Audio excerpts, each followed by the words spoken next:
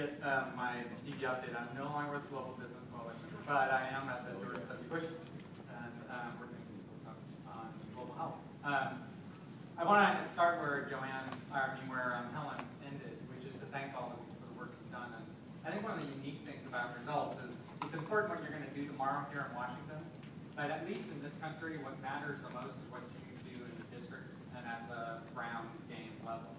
Very few organizations have that dual capability. And we come back to that at the end because that's increasingly important here in this country anyway. Maybe less so in parliamentary systems, but here it's absolutely essential. So I want to thank you for everything you've done, particularly Joanne, who's been a colleague and friend and just does remarkable work here. You should know how well respected she is here. Anyone who mentions HIV or TB mentions Joanne's name on the Hill, in the organization globally, so you're very lucky to have her as part of your efforts and really leading some of the stuff here in DC. Yeah.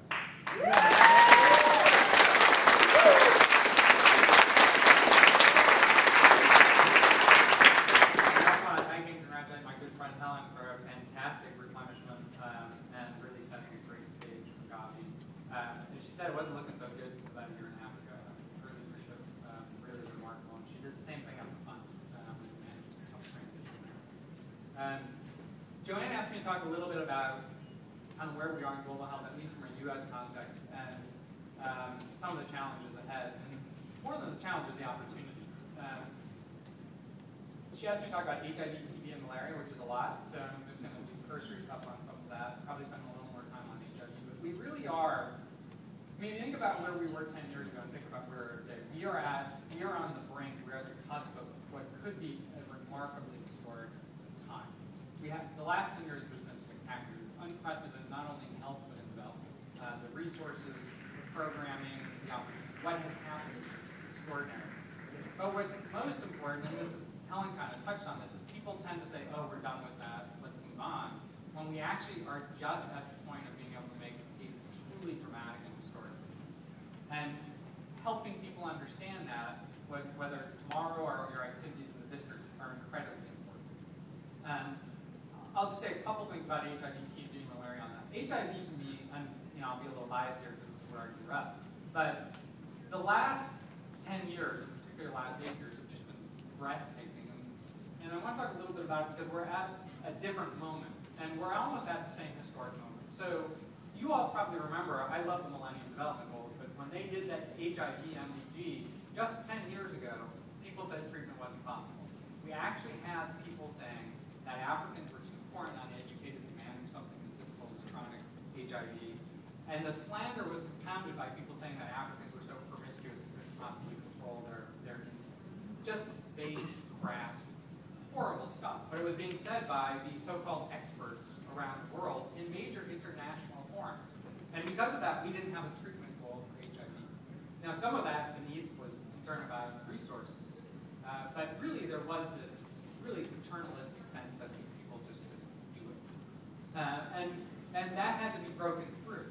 What allowed us to break through it was partially the science. Science had moved to the point where treatment was possible.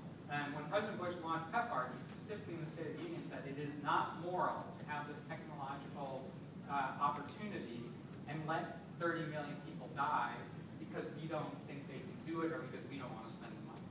And that argument is probably there, it's definitely there for vaccines, it's certainly there for malaria, and now for HIV prevention, we are in an entirely different game because of the advance of technology and the advance of science. And I want to just take a second on that because I think where we are today parallels where we were when PEPFAR was launched, where the Global Fund started dedicating so many resources to treatment of the HIV. We had to get over the total myth that Africans weren't capable of this. And I think one of the most important legacies of HIV programs is we finally shattered the myth that Africans could manage chronic care delivery, which opens real opportunities for cancer, diabetes, other chronic diseases.